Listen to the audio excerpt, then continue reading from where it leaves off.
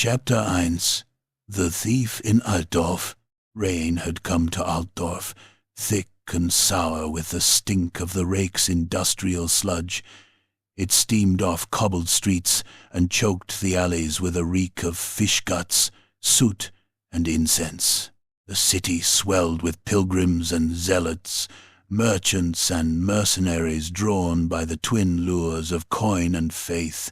The festival of the hammer was underway, and the high cathedral of Sigmar stood like a mountain of white stone and golden banners above it all, its spires piercing the storm-heavy sky.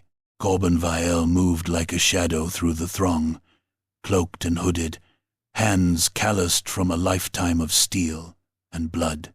He wore the stained robes of a penitential brother, one of the many dozens drifting through the outer sanctum, muttering litanies with eyes downcast.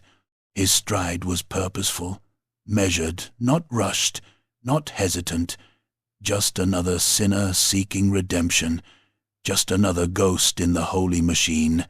In truth, Corbin had not believed in Sigmar since the Iron Pass massacre, when he'd watched witch hunters burn a village full of starving peasants just to be sure.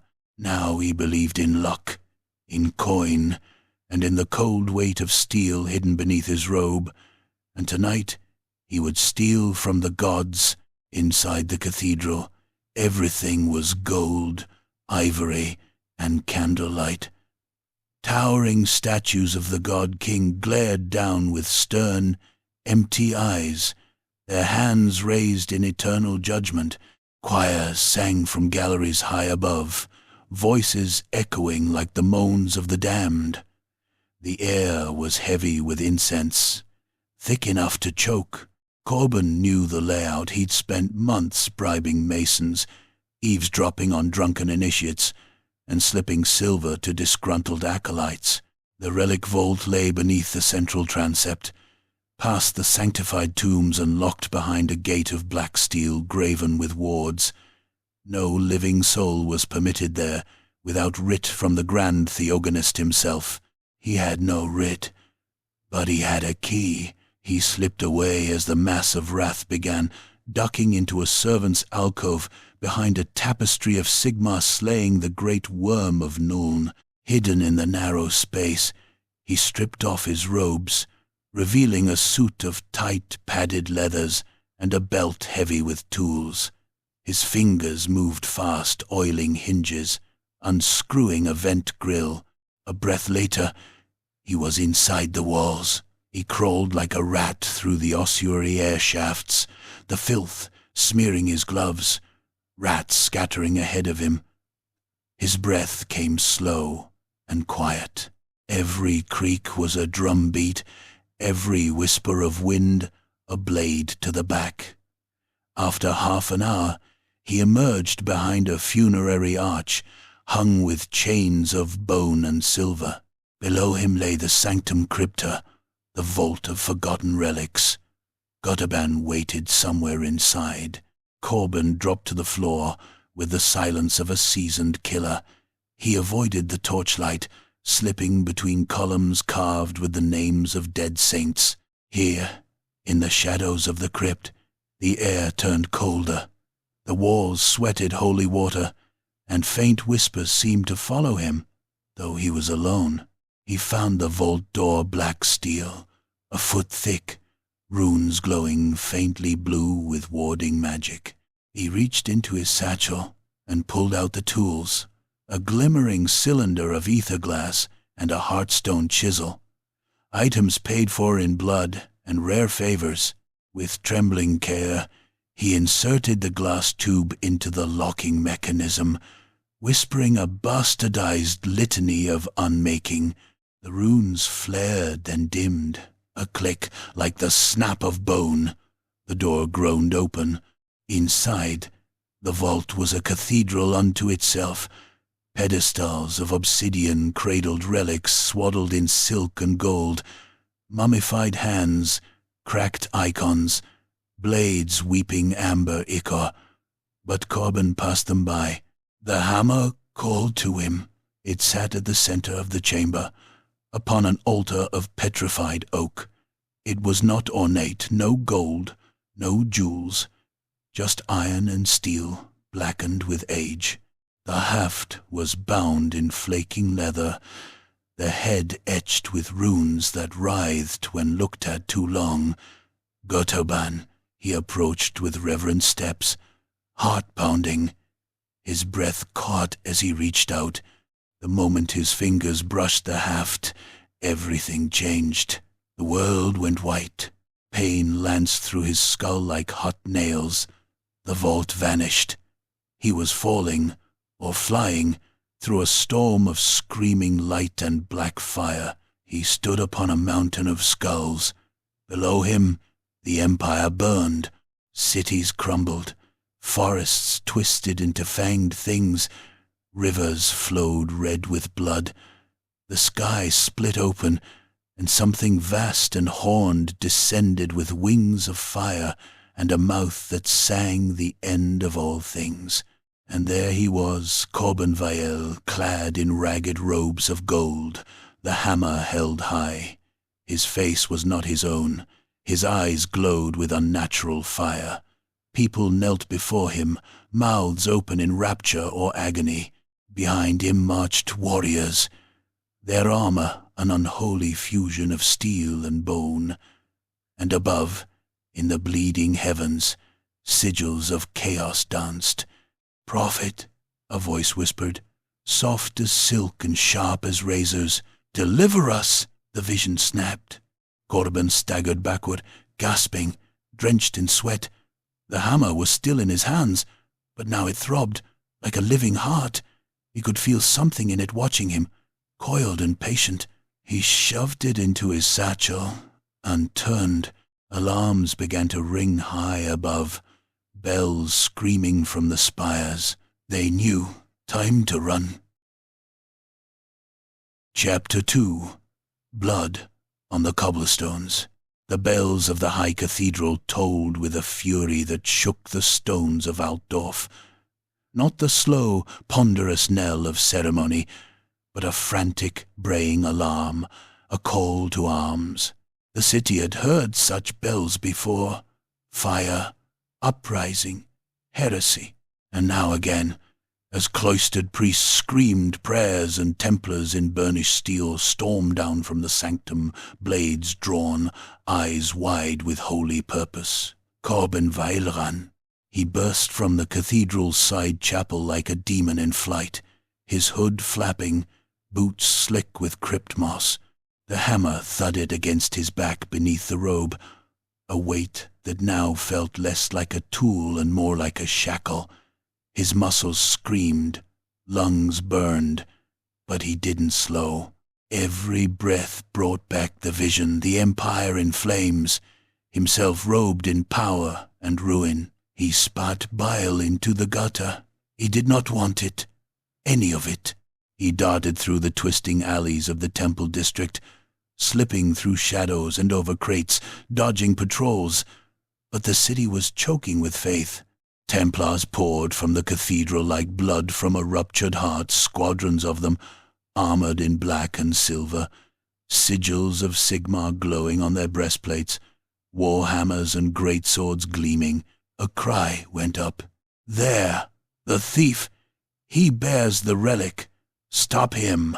Steel clashed as they gave chase. Corben veered down a side alley, knocking over a fishmonger's cart and sending a tide of gutted trout flopping across the stones. The alley narrowed into a sludge-filled chute, thick with piss and rainwater. Rats scattered. Behind him, boots pounded, blades sang from scabbards. "Return the relic, blasphemer." Corben vaulted a fence, his knee cracking hard against the iron rail. He hissed, rolled, and didn't stop moving. He dropped into an old stone stairwell that led down beneath the city into the undercity, the ancient belly of Altdorf, where forgotten things slumbered and the law dared not tread. He descended into the dark.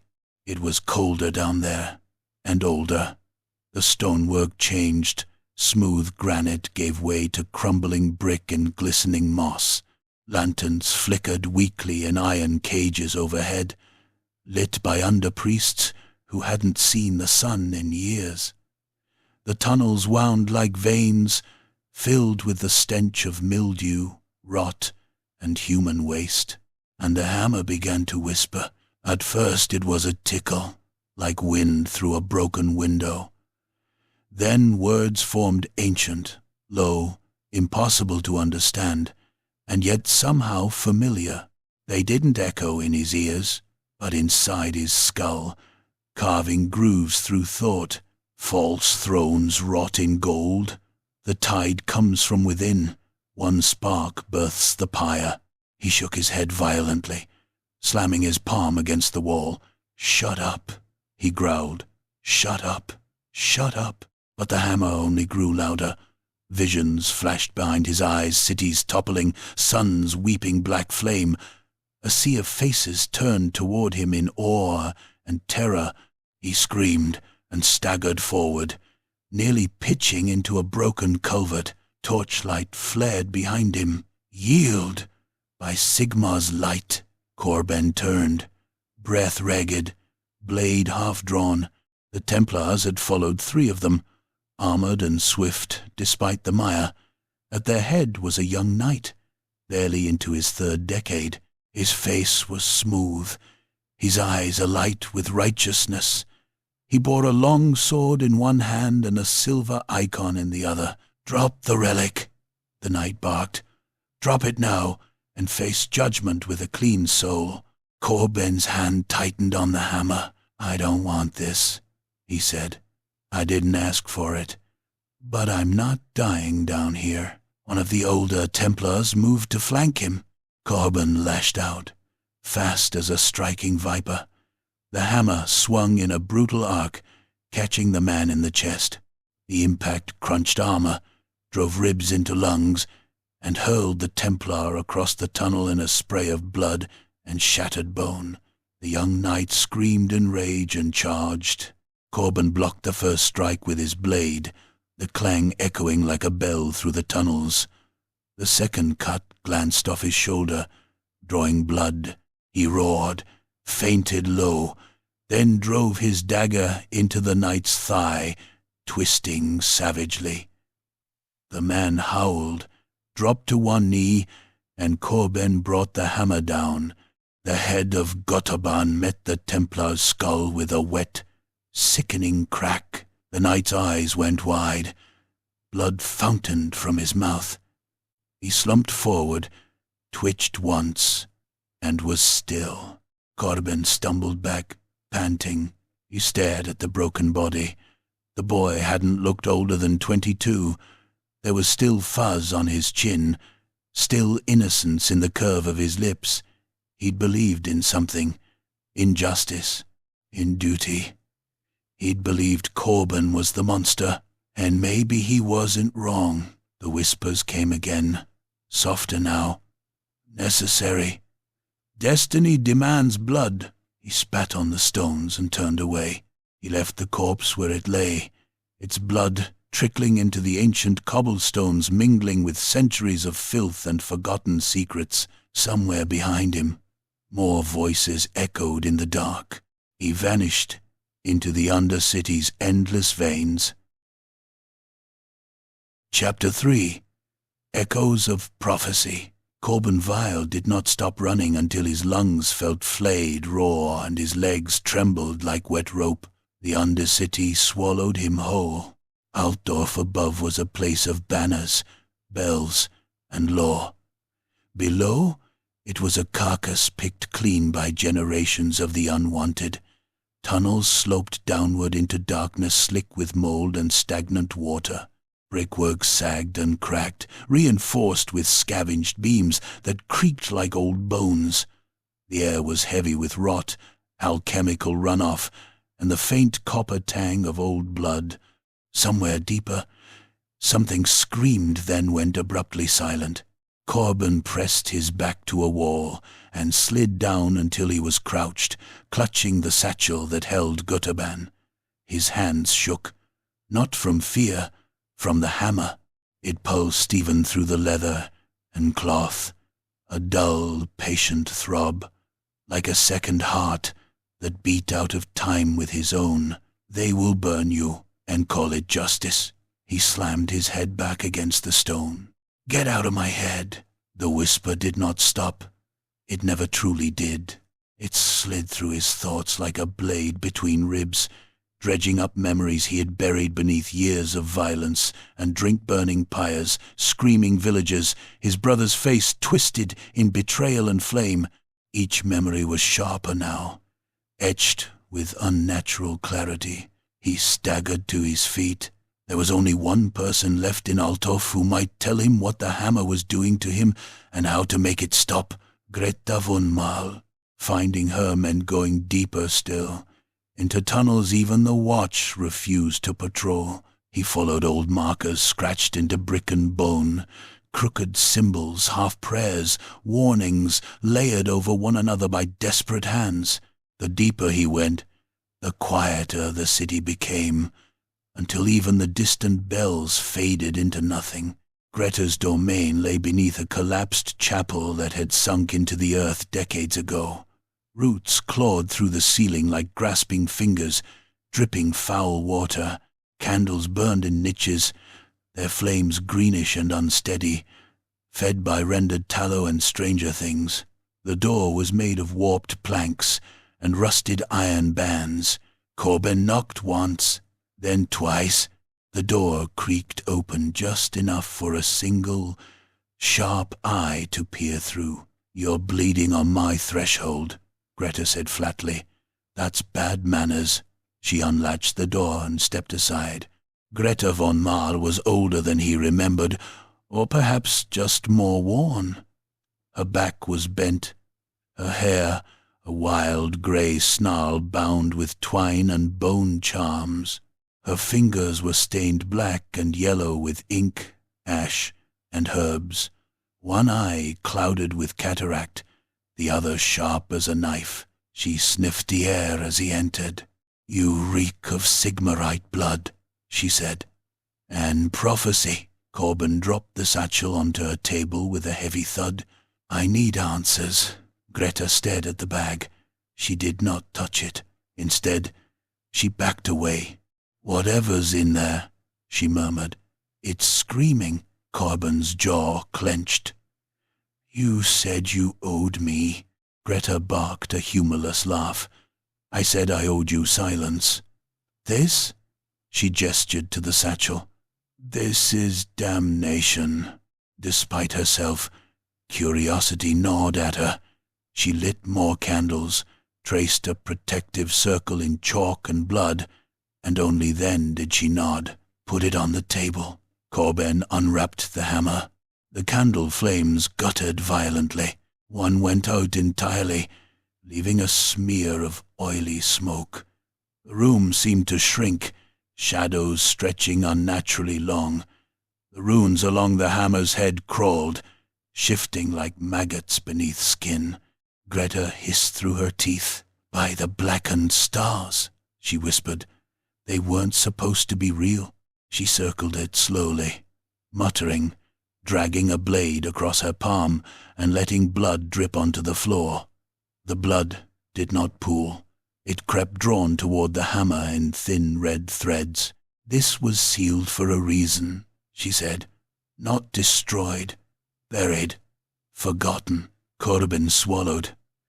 It showed me things. Greta's gaze snapped to him. What kind of things? He closed his eyes.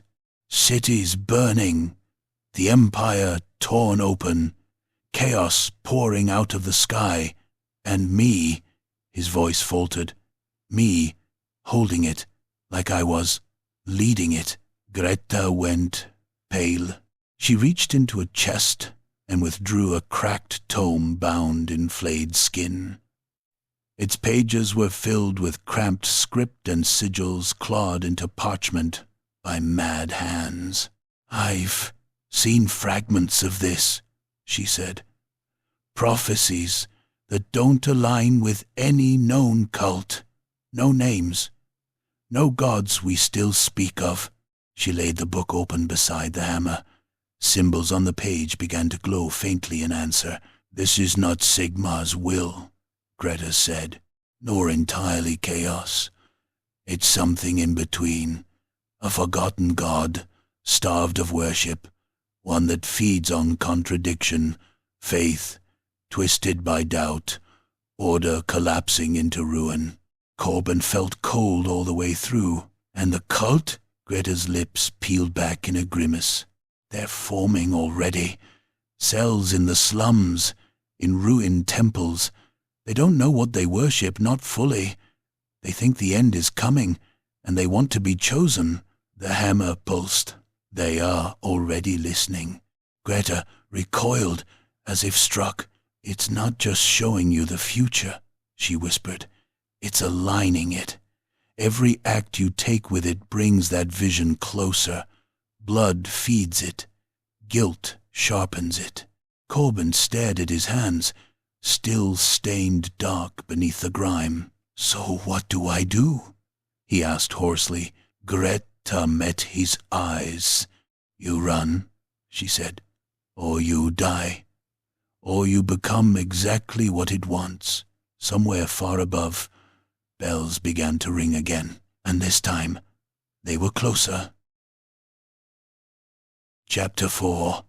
Sigmar's Dogs. The air in the back streets of the Dockwood was thick with the scent of tar, rust, and rain, fat droplets falling through the smoke-black sky, turning the cobblestones slick and treacherous underfoot. The buildings loomed like leaning drunks, sagging with mildew and rot, their windows boarded, their walls scorched by years of riots and witch-burnings.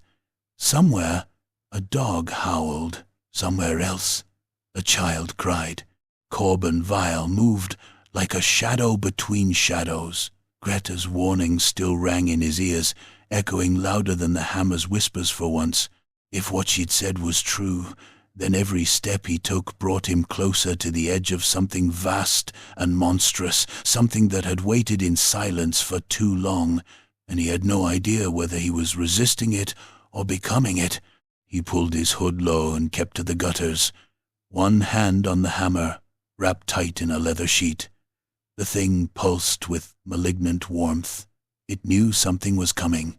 He heard the horses before he saw them, iron-shod hooves crunching in the wet gravel, slow and deliberate. Then came the chanting. Cleanse the rot, purge the heretic, burn the lies, reveal the light. Voices in grim unison, male and female, dozens. Corbin ducked behind a rotted fence and peered through a knothole. The procession came into view like a waking nightmare. Templars marched in rows, armored in black lacquered plate etched with gold filigree, their helms shaped like snarling lions. Sigmarite banners fluttered wetly behind them, heavy with rain. Torches hissed in the storm, casting flickering light on steel blades, cudgels, and grim, determined faces.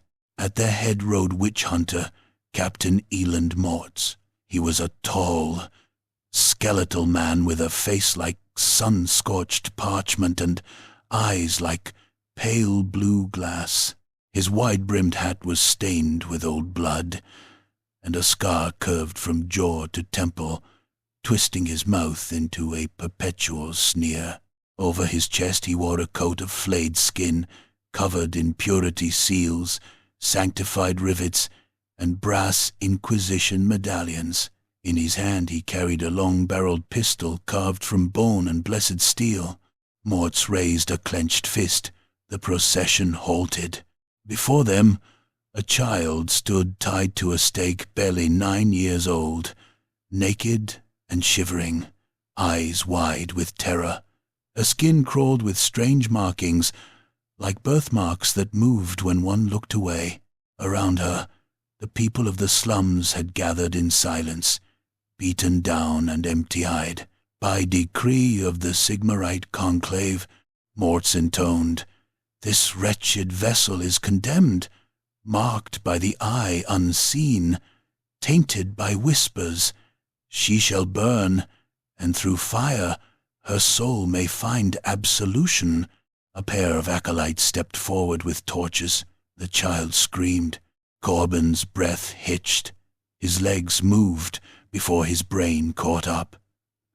He slipped through the broken fence, dashed along the alley's edge, and launched a broken brick through the side of a tallow cart.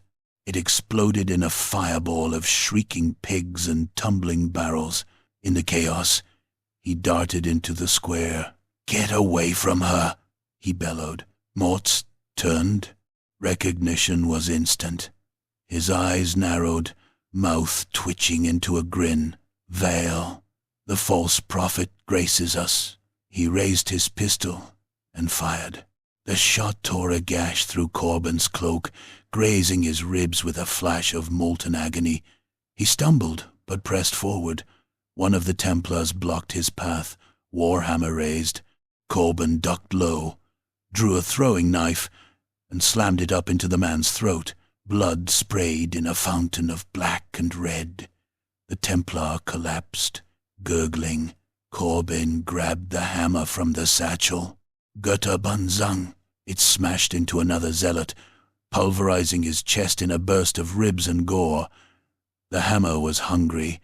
He could feel its pleasure at the kill, the pulse of power flowing up his arms. The world tilted just for a heartbeat, as if reality stuttered. Mortz's voice cut through the chaos. "Hold your fire.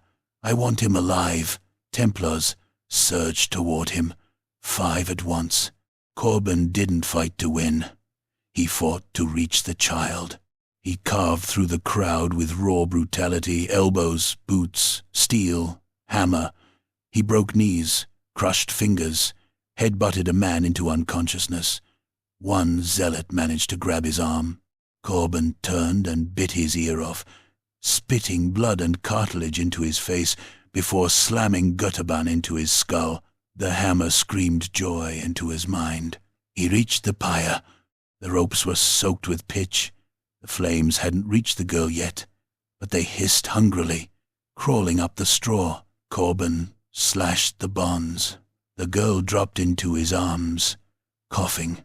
She was cold, ice cold, and her eyes glowed faintly violet. She looked up at him. "You're the one from the dream," she said softly. "The one who ends it all. Kolbenfrose." Then Mortz's voice roared again. "Kill the heretic. Burn them both." Gunfire split the night. A bullet clipped Corbin's shoulder, spinning him sideways. He staggered, cradling the child, and ran. Through flame and blood, past a temple collapsing into madness. He didn't stop until they were deep in the bowels of the undercity again, panting and slick with rain, blood, and ash. He set the girl down. She stared up at him, solemn and too still for someone her age. Corbin stared at his shaking hands. He'd killed again. He'd saved a child marked by chaos. He had no idea what he was doing anymore, only that it was too late to stop. The hammer pulsed, and the whisper came once more. "One step closer, prophet." Chapter 5. The Cult Beneath Wissenland. The road south out of Altdorf rotted as it went. Stone gave way to mud, mud to ruts choked with stagnant water and animal bones. The air grew colder, sharper, as if the land itself were drawing breath through broken teeth. Wissenland had always been a dour province. Mines hollowed its hills like old wounds, and the soil was poisoned by centuries of smoke and slag. But this far from the cities, it felt abandoned by the world. Corbin Veil traveled mostly at night. The hammer guided him, not with words this time, but with pressure, an ache behind the eyes, a tightening in the chest when he strayed from the path. When he resisted, the visions returned. A stone hill crowned by broken arches, bells ringing with no hands to pull them, firelight flickering beneath the earth. A monastery, long abandoned, officially sealed after a plague 2 generations ago. Unofficially, the hammer showed him men chanting in its ruins, blood soaking into cracked flagstones. relics chained in profane parody of sanctity. Corbin tried to ignore it. He failed. By the fourth night, he could no longer sleep without dreaming of iron hooks piercing flesh and something vast pressing against a veil, too thin to hold it. The hammer pulsed constantly now, warm even through layers of cloth. Each pulse synced closer to his heartbeat. When the monastery finally came into view, it looked like a corpse left out in the rain. The hill rose from the forest like a broken tooth, its crown of stone half collapsed, ivy strangling its walls. The bell tower leaned at an angle that made the stomach turn, its bell long fallen and cracked in two. Windows gaped empty, dark as eye sockets. No birds perched there, no insects buzzed.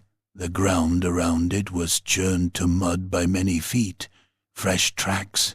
Corbin circled wide, keeping low among the trees.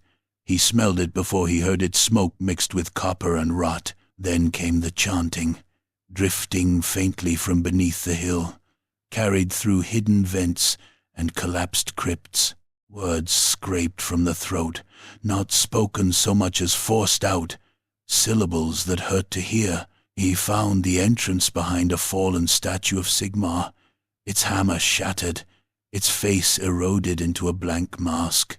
A staircase descended into darkness. Corbin drew his blade and went down. The air beneath the monastery was thick and wet, clinging to skin and lungs. Old burial vaults had been smashed open, bones piled into obscene shapes along the walls. Candles burned in niches, their wax blackened with soot and blood. Sigmarite icons had been defaced, eyes gouged out, mouths filled with filth, prayers scratched over with spiraling runes. He crept closer to the sound. The chamber opened suddenly, vast and circular, once a sanctified crypt. Now it was a theater of blasphemy. At its center stood a massive iron frame hammered into the stone, chains dangling from it like ribs. Bound within the frame was a shape too large and wrong to be human, something humanoid, but stretched, its flesh translucent and crawling with veins of sickly light. Its face was half-formed, mouth opening and closing soundlessly as if drowning. Daemon. Sigmarite relics had been nailed into its flesh, holy nails, fragments of sanctified armor, broken hammerheads, hammered into bone and sinew. Each relic smoked faintly, sizzling as it suppressed the thing's full form. Around it knelt the cult. Men and women, some still wearing miners' coats, others in stolen priestly robes. Their skin was carved with symbols that bled slowly, never clotting. Their eyes were glassy, ecstatic. At the altar stood their leader, a tall figure in a rusted breastplate, face hidden behind a cracked golden mask of Sigmar, twisted into a mockery. "Brothers," the leader intoned, voice trembling with fervor. "The god they buried stirs. The chains weaken. The hammer-bearer comes." Corbin's blood ran cold. The hammer surged. A cultist turned suddenly, eyes locking onto Corbin's hiding place. "He's here." Everything exploded into motion. Corbin surged forward. No more stealth, just speed and violence. The first cultist rose screaming, and Corbin drove his sword through the man's mouth, steel punching out the back of his skull in a spray of teeth and brain. He kicked the corpse aside and waded in. They rushed him in a frenzy, blades and hooks flashing. He broke one man's arm with a downward smash of the hammer bone powdering inside the skin, then brought it back around to cave in another's chest. Each blow sent shocks of pleasure through the weapon, heat flooding his arms, his spine, his skull. Blood coated the floor, slick and ankle-deep. A woman leapt at him, shrieking prayers. He caught her by the throat and slammed her face first into the iron frame. Her skull split like rotten fruit. The daemon moaned. The cult leader drew a curved blade and lunged. "You cannot stop this," he howled. "You are chosen." Their blades met. Corbin drove forward, roaring, and smashed the hammer into the man's knee. It bent backward with a wet crack. The leader screamed. Corbin grabbed his mask and tore it away. The face beneath was ruined, eyes sewn shut, mouth split and restitched into a permanent grin. Corbin hesitated. The hammer did not. It dragged his arms down. The leader's head burst beneath the blow, skull collapsing inward, blood and fragments spraying across the altar. The daemon shrieked, chains rattling violently as the relics embedded in its flesh began to glow. Power surged. Corbin staggered back, gasping. His heart thundered. His hands shook, but not with revulsion, with exhilaration. He could feel it now. The hammer was not merely a weapon. It was a conduit. Each death sharpened the visions, fed the future it promised. The air itself seemed to bend around him, shadows leaning in close like conspirators. The daemon's eyes locked onto his. "Unbind me." Corbin turned and ran. He fled the monastery as the chamber collapsed behind him, the chanting replaced by screams and the sound of stone tearing itself apart. He didn't stop until dawn broke pale and sickly over the hills. Only then did he collapse to his knees. He stared at the hammer, slick with blood and ichor, and for the first time he was afraid not of it, but of how right it had felt to use it, and deep within, something laughed. Chapter 6. Ghosts of the Past. The road to Helmgard Crossing was little more than a scar in the earth. Corbin Vael knew it by heart. He could have walked it blindfolded once, counted the leaning milestones, the ash trees twisted by river wind, the shallow ditch where he and his brother had hidden stolen apples from the miller's dog. Now the land felt wrong beneath his boots, as if the soil itself recoiled from him. The hammer weighed heavy at his side, wrapped and bound, yet never silent. The visions had worsened, not just glimpses now, but coronations, him standing atop shattered altars, crowned in warped gold and bone, crowds screaming his name as fire swallowed the horizon. Sometimes the crown was Sigmarite, sometimes something far older. Sometimes his brother stood beside him, smiling with a mouth full of blood. Corbin reached the rise overlooking the town at dusk. Or what remained of it. Helmgard Crossing was gone. Charred timbers jutted from the ground like blackened ribs. The chapel of Sigmar, once the heart of the village, had collapsed inward. Its bell melted into an unrecognizable slag. The well was choked with corpses, bloated and split, limbs tangled together in obscene knots. Smoke still drifted from the ruins, though whatever fire had done this had burned days ago. He stood there a long time. Then he screamed. He stumbled down into the wreckage, boots crunching on glass and bone. He recognized places by instinct. The square where market stalls once stood, the tavern where his brother used to scold him for gambling, the house where their mother had died coughing blood into a rag. Bodies lay everywhere. Some were burned. Others were butchered, limbs hacked off, heads split, entrails spilling into the mud. Sigmarite icons had been torn down and smashed, while others had been forced into mouths and chests, hammered home with fanatic cruelty. This was no raid. This was a purge. The hammer pulsed. "You did this." "No," Corbin whispered. "No, I wasn't here." But the truth clawed up through him. The cult beneath Wissenland, the broken chains, the whisper spreading outward like rot. This town lay directly in the hammer's path, the future bleeding backward into the present. He found the chapel last, or rather, what was left of it. The roof had collapsed, crushing pews and bodies alike. At the altar, Nailed upright against the shattered stone was a man in priestly robes, his arms spread wide, his chest caved in by repeated hammer blows. Corben knew him even before he saw the face. Lucas Weil. His brother's eyes were gone, burned out, leaving blackened sockets. His jaw hung slack, teeth shattered.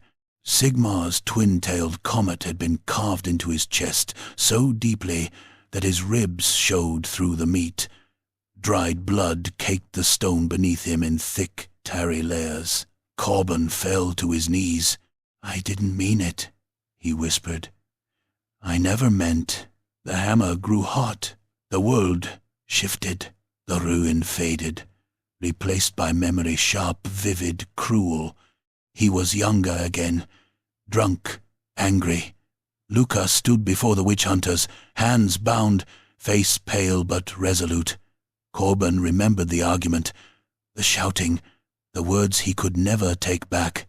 He had told them Lucas had hidden a forbidden book, that he'd spoken doubts about the church. He'd only meant to scare him, to hurt him back. The vision twisted. Now Corben watched as Lucas was dragged into the square, stripped, beaten. He saw the hammer fall again and again, breaking collarbone, ribs, spine. He heard his brother pray through shattered teeth, voice breaking, begging Sigmar for forgiveness he did not deserve to need. The executioner paused, and Corben, older, crowned, radiant with false light, stepped forward and finished it, bringing Greta down onto Lucas's skull until it was nothing but pulp and bone fragments splashed across the stones. Corben screamed and clawed at his own face. The vision ended. He was back in the ruins, retching bile onto the altar steps. The hammer lay before him, slick with fresh blood that had not been there a moment before. It whispered gently now. Guilt is faith turned inward. Let it shape you. Corben curled in on himself, shaking. He had run from the past for years, run from Lucas's faith, from his own cowardice, from the moment betrayal had seemed easier than truth. Now the past had found him again, burned into the earth, waiting with open arms. The hammer did not lie. It remembered everything, and it would never let him forget. Chapter 7. The Prophet of Ashes. The wind in the southern wilds stank of fire. Ash drifted on the breeze like dead snow, clinging to Corben Weil's cloak, his hair, the lines of his face. He had not spoken in days. He had barely slept. The hammer whispered less now, not because it had grown silent, but because it no longer needed to speak. Its hunger had found rhythm in his blood, its purpose now entwined with his breath.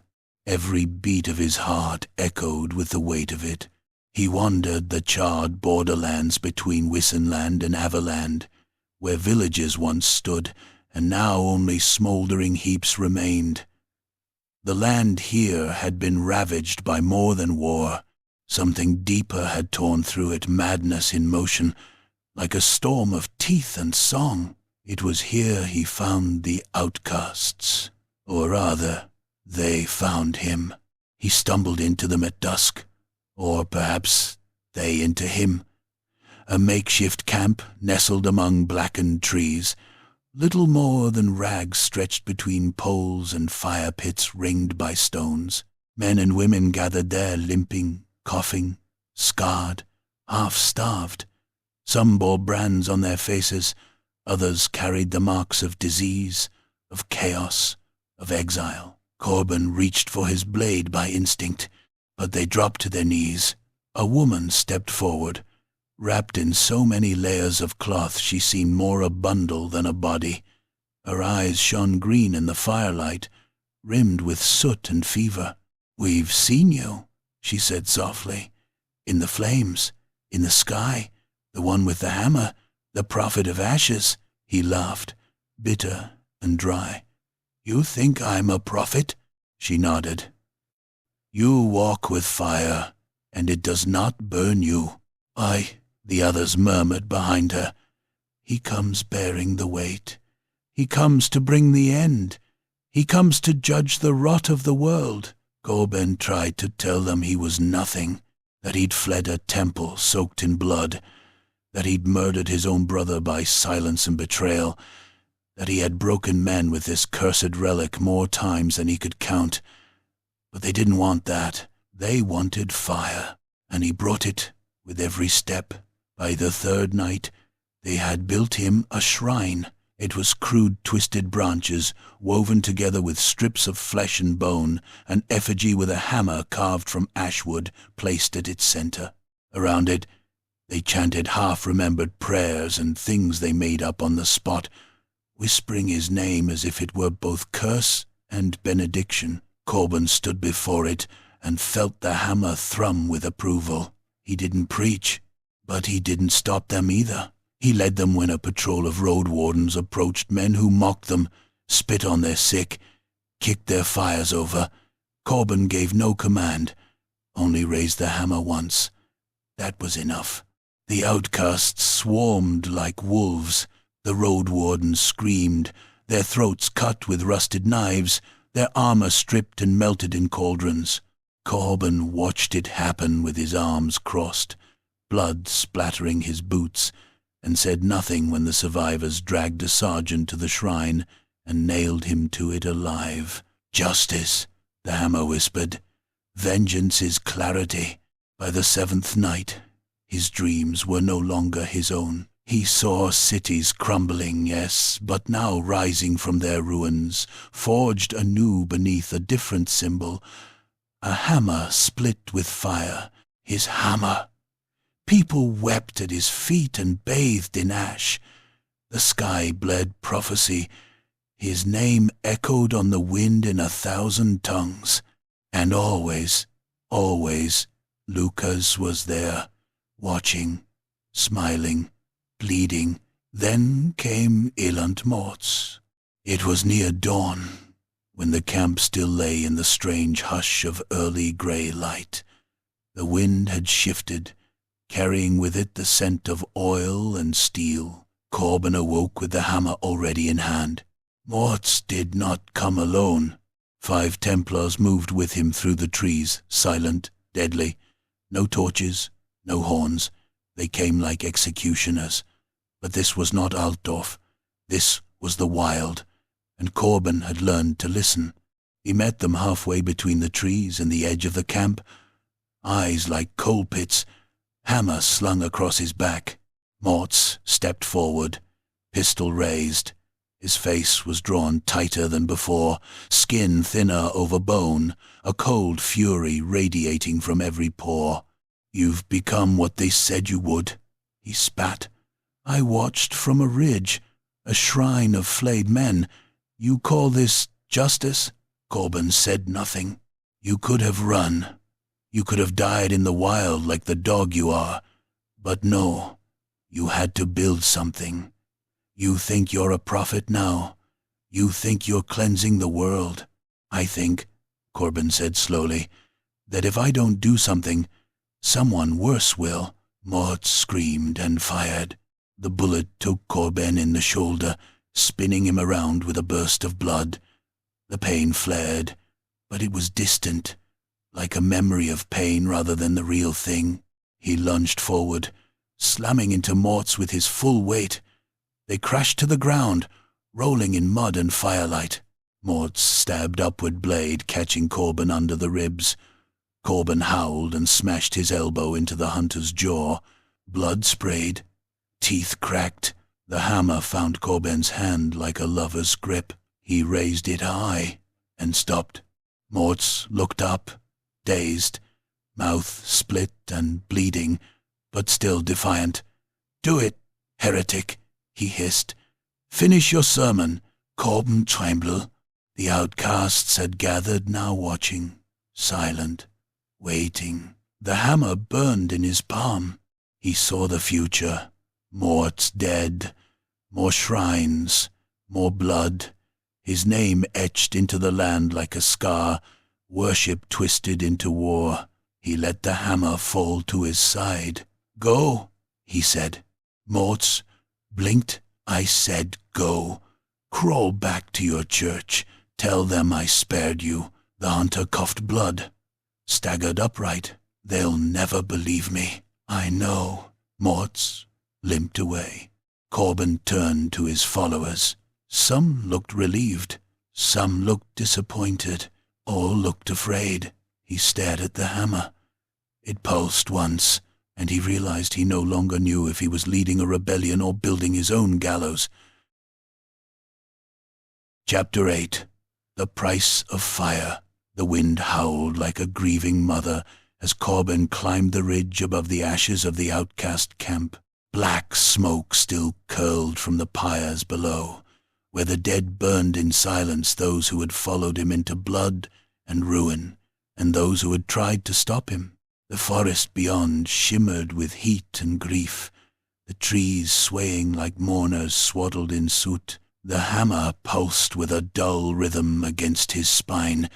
Even after sparing Mortz, the killings hadn't stopped. The outcasts had splintered, some fled, fearing him now more than the church. Others stayed, their faith hardening into zeal.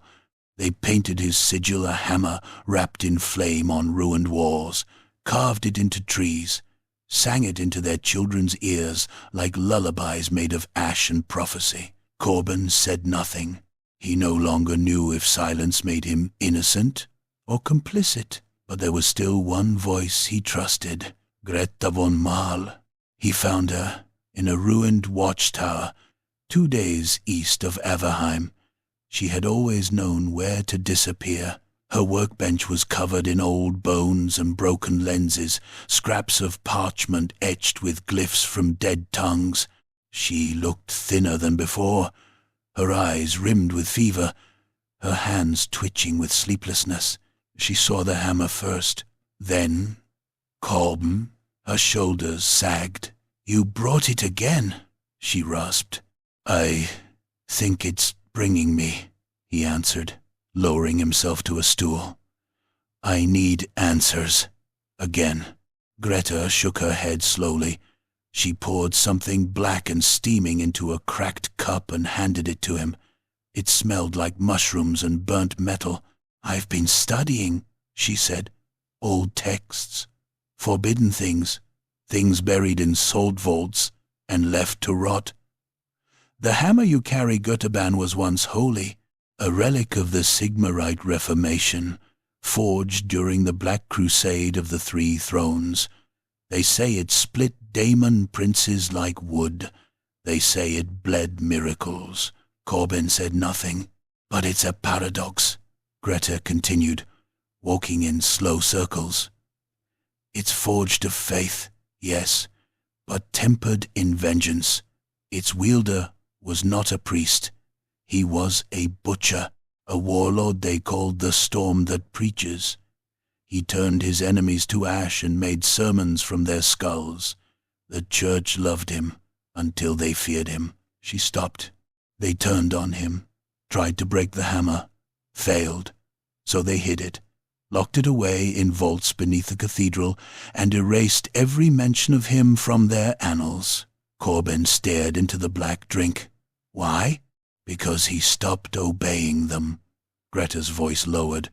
"He began to speak of a new God, one born of contradiction, faith twisted into rebellion, a flame that fed on certainty, then consumed it. The church called it heresy. He called it truth." Corbin felt the hammer warm beneath his cloak.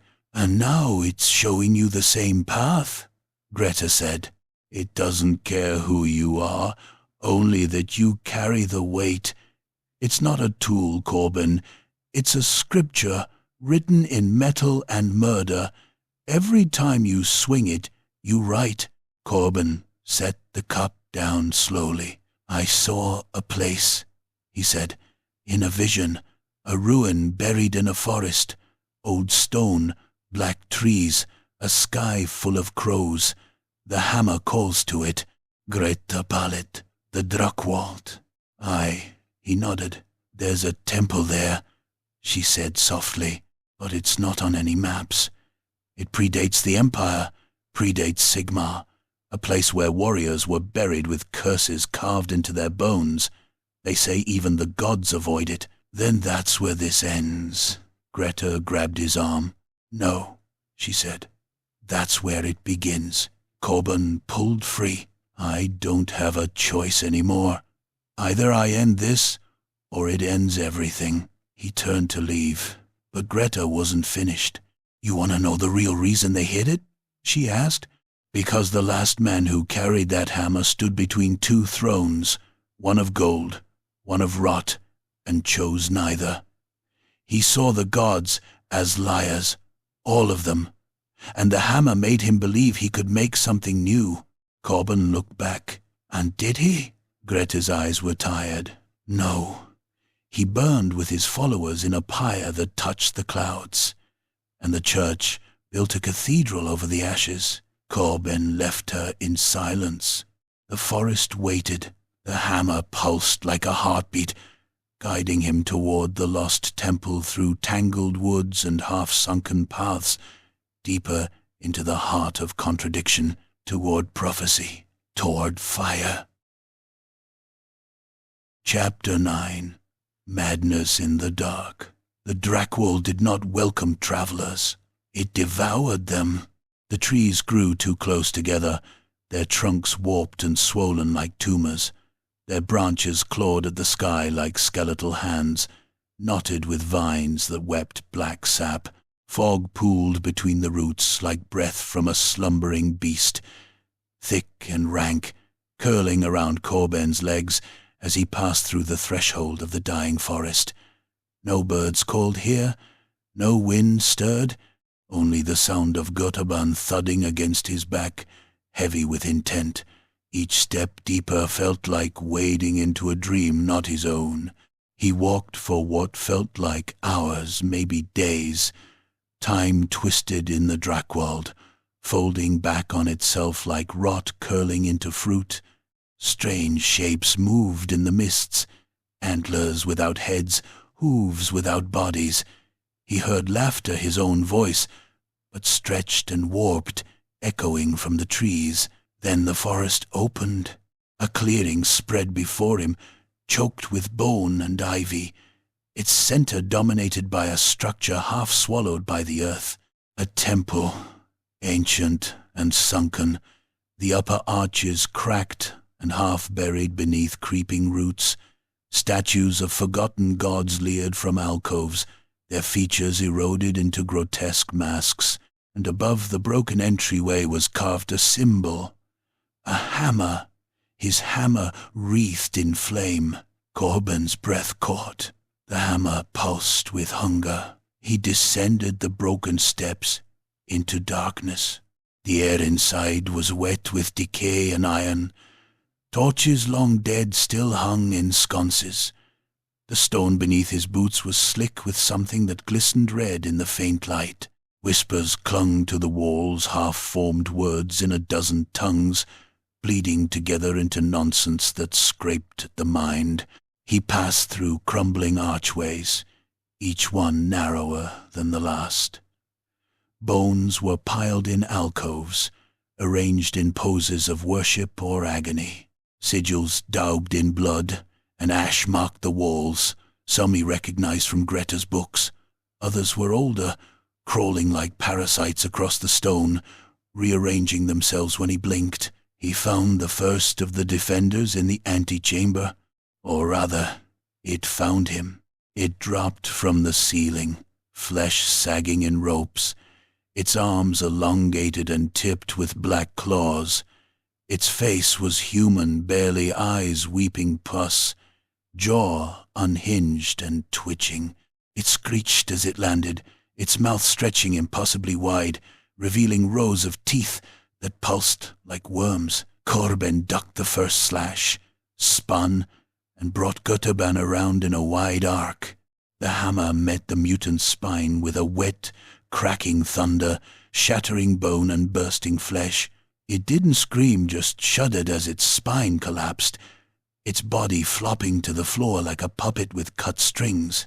More came, from the darkness behind the pillars, from crawl spaces in the walls, things that had once been men and women, now twisted, fused, reeking of chaos. One crawled on all fours, its face a melting mask of sagging skin. Another hovered a foot off the ground, limbs twitching as if pulled by invisible hooks, chanting hymns backward through a mouth sewn shut. Corbin moved through them like a wound given shape. He became something else, grunting, sweating, roaring with each strike. Götaban pulsed with rhythm, like a war drum in his veins. He caved in skulls, shattered arms, broke ribs like dry twigs. He grabbed one mutant by the throat and drove the hammer into its chest, so hard it tore out the other side in a spray of gore. Blood soaked him. He couldn't tell if it was theirs or his. He didn't care. Finally, silence returned. He stumbled into the inner sanctum, gasping, his arms numb from swinging, his ears ringing with phantom screams. It was a vast circular chamber, the ceiling domed and cracked. At its center stood a dais, upon which sat a throne of carved obsidian, draped in rotted velvet and ash. The walls were lined with frescoes, faded, ancient. Corbin turned to one and froze. It was him, or a man that looked like him, down to the scar along his jaw. He stood tall, cloaked in flame, Götaban raised high above his head. Below him, the empire burned, cities crumbled, great towers fell. Armies knelt before him, chaos beasts bowed their heads. Sigmar's temples lay in ruin, another fresco. The same man, now on the throne in the center of this room, arms outstretched. His body was wreathed in gold and shadow. A crowd of faceless figures worshipped him as gods fell from the sky, weeping blood. Another. The man again, impaled upon a spire of fire. Eyes still open, mouth still preaching. A world around him cracked like glass. Corbin backed away.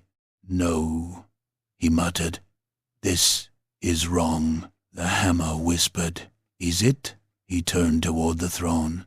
A skeleton sat upon it, draped in ancient robes, its hands still clutching a shattered copy of the Book of Sigmar. Its jaw hung open as if still trying to speak. In its lap lay another hammer, identical to Götaban, twinned, but dead. Corbin stepped forward, breath shaking. The walls pulsed, the frescoes shimmered, and for a moment the images changed. He saw himself not as a prophet or god, but a beast, dripping with gore, laughing as he broke cities with his bare hands. The line between future and delusion, destiny and madness, snapped. He dropped to his knees. "Tell me what I am," he whispered. The hammer burned against his skin. "You are the story they tried to forget." He looked up, and the fresco of the burning empire smiled back. Chapter 10. The Burning Sermon. Altdorf's gates yawned open like the maw of a beast waiting to devour. The city stank of perfume and piss, incense and iron more bloated than ever, overrun with pilgrims, refugees, and soldiers thick with rust and sweat. Corbin Vael entered beneath a rain-soaked hood, hunched and limping, wrapped in the rags of a plague walker. No one looked too closely. The sick walked freely here, as long as they didn't bleed on the rich. He passed beneath the shadow of the high cathedral of Sigmar, its white spires now soot-streaked and cracked. The flags of the empire hung limp, their colors faded. At every corner, preachers shrieked sermons of judgment, and Templars patrolled with hammer and flame. But none of it mattered. Today was the day of binding, a festival of faith, meant to rekindle loyalty to Sigmar, to unify the fractured hearts of the Empire. Instead, it would end in fire. He moved through the crowd like a phantom. The hammer, tightly wrapped in chains and canvas, hung across his back like a burden and a promise. Every step brought with it the deep thrum of power barely restrained, as if the thing were breathing in sync with the city itself. He reached the square, just as the Grand Theogonist mounted the pulpit. Gerhard Luther, supreme voice of Sigmar, clad in robes woven with gold and stitched from the banners of conquered heresies. His beard was white as judgment, his eyes bright with the fever of certainty. He raised both hands, and the crowd fell silent. Thousands filled the plaza. Nobles in their finery stood beside beggars wrapped in rags.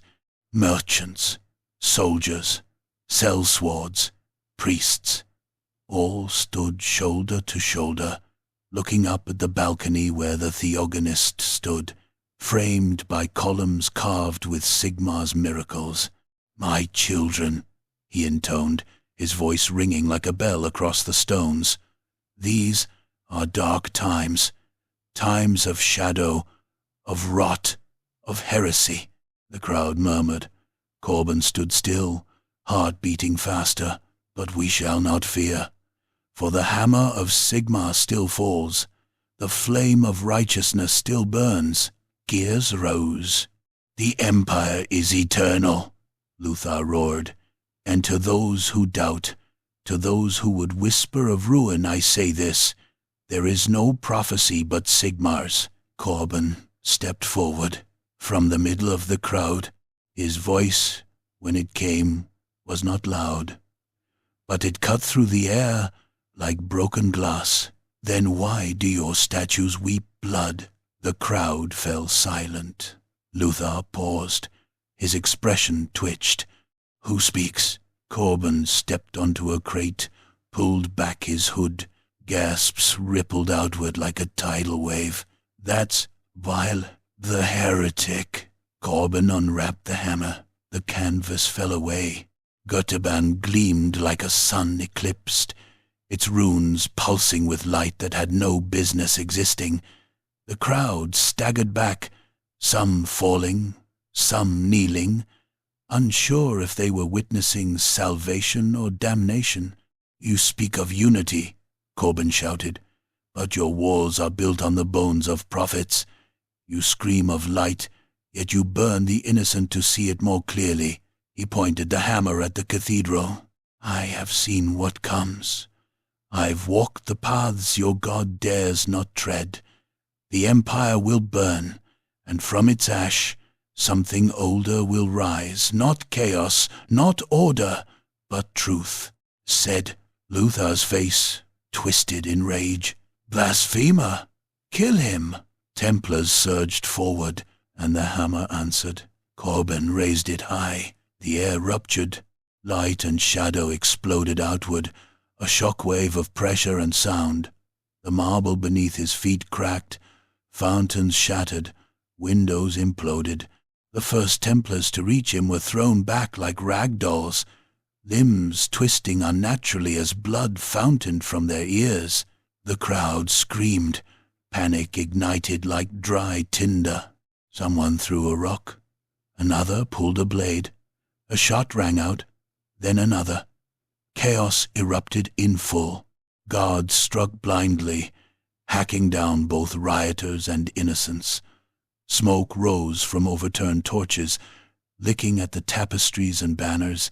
Within moments, the square was a battlefield. Steel clashed, horses screamed, priests wailed, prayers drowned by the roar of fire. Corbin moved through it like a prophet of ruin. The hammer crushed shields, shattered ribs, sent skulls blooming like rotten fruit. His eyes were wide, unblinking, not with fury but with clarity. He no longer saw individuals, only symbols, falsehoods wrapped in flesh, layers of a lie built over centuries. The Grand Theogonist tried to flee. Corbin's eyes met his across the square, and Luther saw something in him, something vast, ancient, merciless. The old man turned, robes flapping like wings, and disappeared into the cathedral. Corbin didn't follow. Not yet. He stood at the center of the carnage, smoke and screams curling around him. The square was painted in blood. The hammer pulsed. Brighter now, runes flickering in patterns he didn't understand but felt in his bones. And from the edge of the fire, voices rose. Dozens. Then hundreds. Prophet, ash-bearer, breaker of lies. They weren't followers, not yet, but they were listening. And the city, the heart of the empire, was burning. Chapter 11. The Hammer's Truth. The streets of Altdorf smoldered behind him. Smoke clawed at the sky, red and thick, and the broken bells of the high cathedral howled in mourning. Bodies lined the cobblestones, some armored, some barefoot. Many burned beyond recognition. The banners of Sigmar dragged through mud and blood like shrouds. The city screamed with every breath it tried to take. Corbenweil stood atop the shattered steps of the ruined plaza, Götterbann in hand, the head of the hammer steaming with gore and flame. But for the first time, the weapon felt quiet. No whispers, no visions, only the weight, heavy, final. He was alone in the smoke until the footsteps came slow, deliberate, boot heels cracking shattered marble. Elend Morts. The witch-hunter captain was not the man he had once been. His once pristine coat was torn and blackened, crusted with blood and ash. One arm hung limp at his side, fingers twisted unnaturally. The other held his pistol, though it trembled now. His face was gaunt, skin drawn tight over bone, one eye swollen shut, but the other gleamed with that same blue flame. Hate, resolve, and something else. They stood 5 paces apart. Corbin said nothing. Morts holstered the pistol. Slowly, painfully. "I should kill you," the witch-hunter rasped. "You've tried." Mort snorted, then winced. "This isn't what I wanted. I wanted justice, not whatever this is." Corbin looked around them. "The corpses, the city in ruin. Then maybe we've both failed." A long silence passed between them. Crows circled overhead, drawn to the feast below. Then Morts took a step forward. "There's something you need to know." Corbin tensed. "I wasn't always a hunter," Morts said. "Before I took the vows, I was conscripted into the 4th Averheim Battalion. We were sent north during the war of attrition at the Kislev border." He looked down at his gloved hand. "I was captured. 2 days in the Black Spire. I don't remember what they did to me, only what I became." Corbin narrowed his eyes. "You were touched." Morts nodded slowly. "They broke something inside me. I escaped. I burned the spire behind me. But I was never clean again." He pulled back his glove. His hand was not human. Pale gray skin stretched over 2 long fingers, nails sharp and black, veins pulsed with dark ichor beneath the surface. It shimmered faintly in the light of the burning city. "I hide it," he said, "with sigils, with pain, with hatred." Corbin stared. "You became what you hunted." "No," Mort said. "I chose to hunt because it was the only thing that kept me from becoming more." Silence again. The crows screamed above. Then Morts nodded to the hammer. "It's not finished, is it?" Corbin shook his head. "They're going to try again. The cult in the Drogwald was only the beginning. This," he gestured to the ruin around them, "this was the offering. The real ritual starts now." Morts's expression darkened. "The warp rift." "I saw it in the visions," Corbin said. "A gate, torn open above the heart of the Empire. bound by blood, unbound by the hammer. The cult called it the Ascension Flame. They want you to open it, Mort said grimly. No, Corbin murmured. They want the hammer. They just need me to carry it to the altar. Hermit Mort's eye. I'm not going to, Mort scoffed. No? You just led a city to its knees. You've spoken prophecy, performed miracles. You've spilled more blood than some chaos warbands. What makes you think you have a choice anymore? Corbin looked at the hammer. It didn't speak, but it waited. I don't. Not alone. Mort's blinked. You want my help? Corbin's jaw tightened. You said it yourself. You've resisted what's inside you every day. I need that. I need you to be the hand that stops me if I cross the line. Mortz looked at him for a long, long moment. Then he nodded. One condition. Corbin raised an eyebrow. When it's done, Mortz said, you die. Not by chaos, not by faith, by my hand, with fire and salt. So nothing remains. Corbin didn't flinch. Agreed. They shook hands. Flesh and mutation. Prophet and executioner. The hammer pulsed once, far above them. The sky cracked, and in the distance, beyond the mountains, beyond the ruins, the air shimmered with heat and unlight. The rift was waking. Chapter 12. Sigmar's shadow. The sky had split. Above the jagged ruins of Middenheim, where the old world and the new bled into one another, a wound had torn across the heavens, a rift of churning violet and black flame, pulsating with the raw malice of the warp. Lightning writhed inside it, but it made no sound. It only hungered. Below, the last survivors screamed prayers to dead gods or tried to claw their way into the earth to escape what was coming. Corbin Vael stood at the center of it all. The wind screamed like a chorus of the damned, dragging ash and shattered sigils across the broken marble at his feet. The remains of a temple once raised in Sigmar's name had become a sacrificial altar of living stone, veins of warp energy throbbing beneath it like the arteries of something not yet born. And at the heart of the dais stood the altar, not of gold, not of iron, of bone. Stacked skulls, some ancient, some still warm, bound together with sinew, glyphs carved into each cranium, glowing with sickly green light. Before it hovered Götterban, unbound now, unwrapped. Its runes glowed with a brilliance that was neither holy nor profane, but beyond, they sang in tongues not meant for the mortal throat. They shimmered with impossible possibility. The air around it shivered, folding in on itself. The hammer did not wait to be lifted. It called to be wielded. Mort stood at Corbin's side, coat flapping, sword drawn, his mutated hand uncovered and twitching like a spider caught in flame. They're coming, he said, nodding toward the ridge. At the edge of the crater, dozens of robed cultists chanted, slashing their own throats and bleeding into the cracks of the earth. From the rift above, something vast pressed downward, a claw, or a tendril, or a will. It had no shape, but it knew.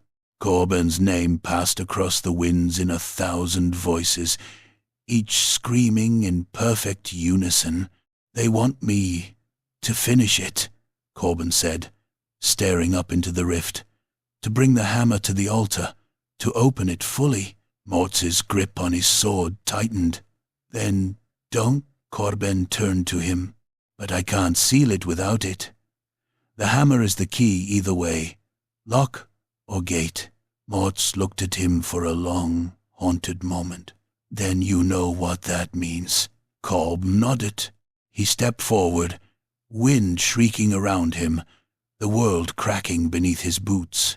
The hammer rose to meet his hand, and for the last time, Corbin Weil gripped Götterban. Power flooded his veins, his bones, His mind, time slowed. The rift pulsed, hungry, opening wider, now the size of a mountain. He felt it look at him through him. It saw every sin, every betrayal, every secret, every failure. He walked toward the altar. The chanting grew frantic. The cultists shrieked as blood erupted from their eyes and mouths. Morts fought them off, steel flashing, gunfire cracking through the storm. But it was already too late. Corbin reached the bone altar. He raised the hammer high, and the rift screamed. He remembered Lucas, his brother, nailed to a church wall, eyes hollow and still praying. He remembered Greta warning him of the hammer's will, her voice breaking as he left her behind. He remembered the girl with the chaos brand, whispering, "You're the one who ends it all." He slammed the hammer down, not into the altar, into the hammer itself. The impact shook the mountain. A shockwave of pure, blinding light exploded from the dais, vaporizing the altar, the cultists, the ground, the sky. The rift flared, warped, twisted, and began to implode. The scream of the entity behind it became a shriek of denial, of rage, of fear. Mortz was thrown from the platform, tumbling down the crater's edge, half blind from the light. And Corbin? Corbin burned. He didn't scream. He stood, surrounded by flame and unraveling time, his flesh peeling away, his bones cracking, until all that was left was light. And then not even that. The hammer shattered into dust. The rift sealed. Silence fell. Ash rained from the sky like snow. Mortz crawled back to the dais, coughing blood, barely alive. The crater was a ruin. Nothing moved. Nothing, except for a single figure standing amid the wreckage. A young woman, ragged, blood-soaked, but alive. One of the outcasts Corbin had led. Her hands were burned. Her eyes shone with an echo of the same fire that had once lived in his. She looked at Mortz. She picked up a shard of the hammer's haft. She raised it, and the crows began to circle again. Was she the next? Was Corbin a savior? A monster? Or merely Sigmar's shadow, the silhouette of something the gods feared more than chaos itself? The gods were silent. The world, once again, waited.